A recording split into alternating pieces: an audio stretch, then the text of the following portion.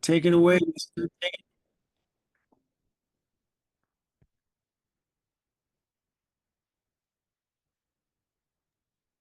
My name is James, and I'm a recovering alcoholic.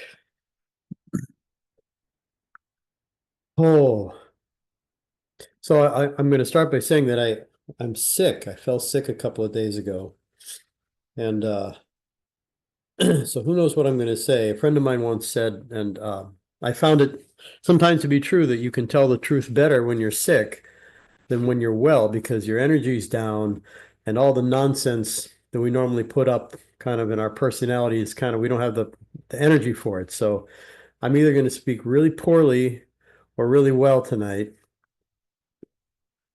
And if I speak poorly, you can just tell me that I spoke well because I'm sick. You don't want to make me feel bad. So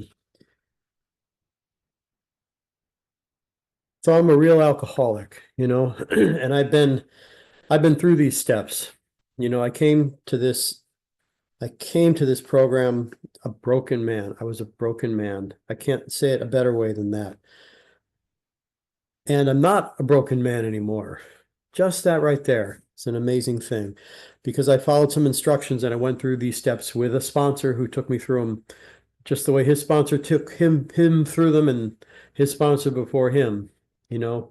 And so I've made most of my amends, and I continue to work steps 10, 11, and 12 to the limits of my ability and my sincerity, and I do the best I can. And I've been fortunate above and beyond all else to take other men through this process, which is just I've learned more and gotten more from that than anything else.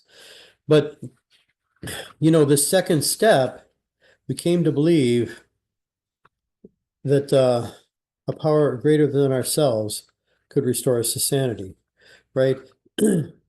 Which has to start with the fact that I'm insane. And and I am insane. And actually, insanity is mentioned in here. I'm paging around for it because many years ago I wrote something in the margins there. Yeah, here it is. Sane means having a normal, healthy mind, able to make sound, rational judgments. Insane means mentally ill or deranged, not sane. So I was definitely not sane, and there's a lot of good examples and descriptions of what not sane for an alcoholic is in this business of there is a solution. You know, I I was a very angry, very sad person, I got sober in my late 30s. I think maybe I was 38 when I got sober. And I was kind of a smoldering alcoholic, and by that I mean that on page 21 of the reading today, it says, well, what about the real alcoholic? He may start off as a moderate drinker. He may or may not become a continuous hard drinker. And I did not become a continuous hard drinker. I didn't live, I have friends in this program who lived in a cardboard box at periods of their lives, friends who have recovered and are professionals and have families. And I'm not exaggerating. And some of you I know people in that boat, but I never was out of home. I was never on the street. I never didn't have a job or couldn't work a job. Um, I had pushed all the relationships out of my life. I pushed my family away. I was suicidal, and my thinking was distorted just beyond recognition when I drank, especially all the time, but when I drank, especially. Um, but I never became a continuous hard drinker. And yet, at some stage of my drinking career, I began to lose all control of my liquor consumption once I started to drink. Once I started to drink. And that is and this is something we talk about in more about alcoholism and in the doctor's opinion and other chapters, which is that we have a couple of problems. We have a couple of problems. There's a couple of halves to our insanity that's different than other insanity. One type of insanity is this phenomenon of craving that kicks in once I have a drink. Once I start to drink is the key phrase. And then I'm a different person. I'm totally different. Different things are important to me. I have different thoughts and different feelings, and I carry out different actions once I start to drink. And I may be well balanced with other things, but you know, the question inevitably becomes, why do I take the first drink, right? Because if I drink and things go terribly for me and I react as if I have an allergy, which is, a terrible reaction to a harmless substance, an otherwise harmless substance, which it is more or less harmless to many people, alcohol. Why is it that after, you know, going through that pain and suffering and then being sober, and now I've been sober all day, right? Why am I drinking again? Why do I pick up that first drink? What in the world am I thinking? And this is the other side of that coin of our particular insanity. And it's the most insidious thing imaginable, you know? It says here on page 24, this is one of the most powerful statements in the book to me, where it says, the fact is that most alcoholics, for reasons yet obscure, have lost the power of choice in drink. Not just the power to stop, but the power of choice. Our so-called willpower becomes practically non-existent. We are unable at certain times to bring into our consciousness with sufficient force the memory of the suffering and humiliation of even a week or a month ago. We are without defense against the first drink. This is the problem, right? This is the problem. I'm allergic to cats too, right? Um, and every now and then I do make the mistake and pet a cat and, you know, my eyes get red or my lip gets puffy but I stop after one cat, right? I don't go back again, because I'm not without power there, but I'm without power against the first drink. And for me, and I've met many other men and women like this, it wasn't a matter of the suffering and humiliation of a week or a month ago. I quit drinking every single day, 7 days a week for the most part. I quit drinking. I I was just a miserably controlled alcoholic.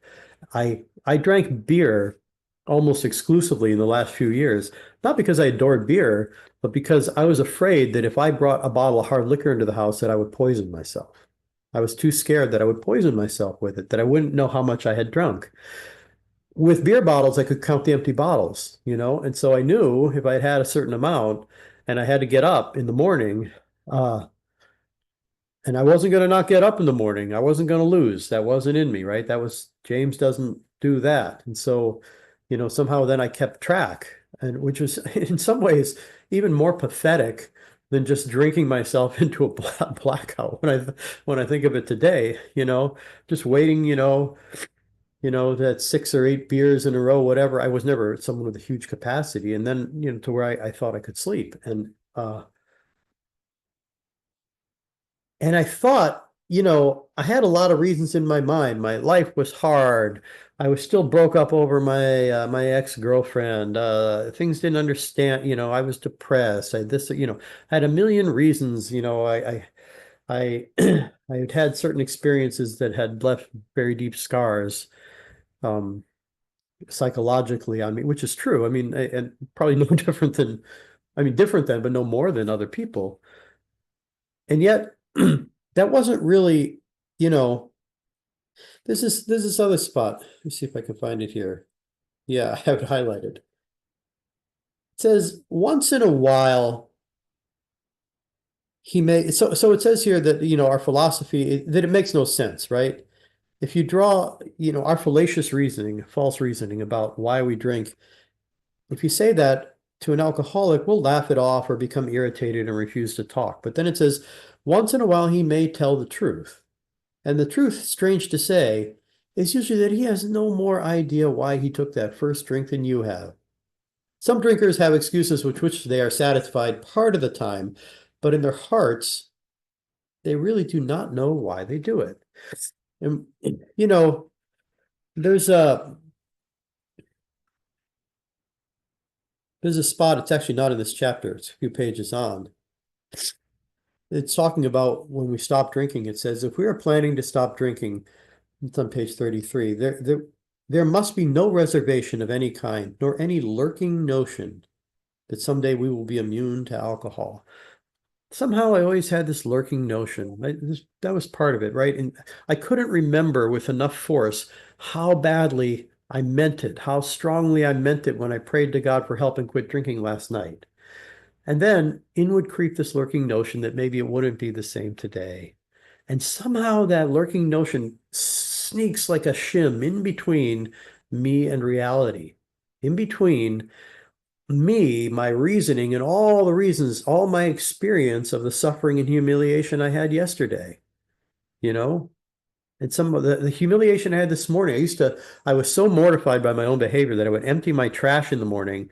And even though I didn't know anybody in my apartment building where I lived the last few years of my drinking, I would do it really quiet because the clanking of the bottles in the trash, every morning I threw out every bit of alcohol I had in the house. If you came into my house when I was at work, you would have thought I was a teetotaler, that I never took a drink, you know. And and somehow this lurking notion that today would be different than yesterday would still come around. And by 3 or 4 o'clock, I had the idea in my head that I would be able to drink tonight. And what I think of when I see this, once in a while, he may tell the truth. I had the experience more than once in the last year or two of my drinking that I was alone. I lived in a studio apartment at the end, and I was alone, spent all my time alone when I was there, and I was drinking beer, and I had maybe two beers. This happened more than once. I had just a couple, enough that like the edge of the pain of not having a drink for 24 hours had gone away. And a thought would come into my head like, right now, right this moment, excuse my language, I'm just quoting my own thoughts here. Right this moment, I don't feel like shit. I don't. Right this moment, I could get out of this chair and I could go call a friend who called me earlier and say, hey, let's go hang out.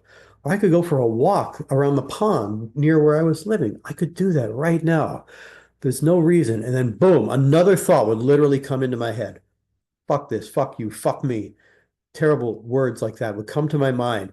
And I would literally go to the fridge and grab 2 or 3 cans of beer at once, bring them over, slam one down on the table, open it, and just drink a couple of them as fast as I could. It was like it was like the most frightening thing. When I think about it now, it's the most frightening thing that lives in me. Something that I have no idea what that is. I don't know.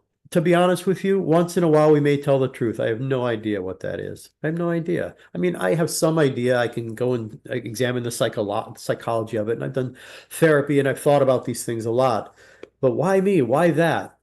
Why with alcohol? What is up with that? That's a lack of power. That was no power. Even in the moment when I thought I might have power, I had no power. In here it says, after that, on page 25, it says, the great fact is this, just this, and nothing less, that we have had deep and effective spiritual experiences which have revolutionized our whole attitude towards life, toward our fellows, and towards God's universe. The central fact of our lives today is the absolute certainty that our Creator has entered into our hearts and it lives in a way which is indeed miraculous. He has commenced to accomplish those things for us which we could never do by ourselves. Okay, I think Bill Wilson was turning on the advertising valve just a little bit here because this is not my absolute experience. You know, it's not that I have always, my entire attitude all the time is revolutionized towards fellows in God's universe, and it's the central fact of every one of my thoughts. I don't live that way. That's not the case. And yet, like it says in the spiritual experience, that most of us came to, discovered an unsuspected inner resource, which we gradually came to identify with a power greater than ourselves.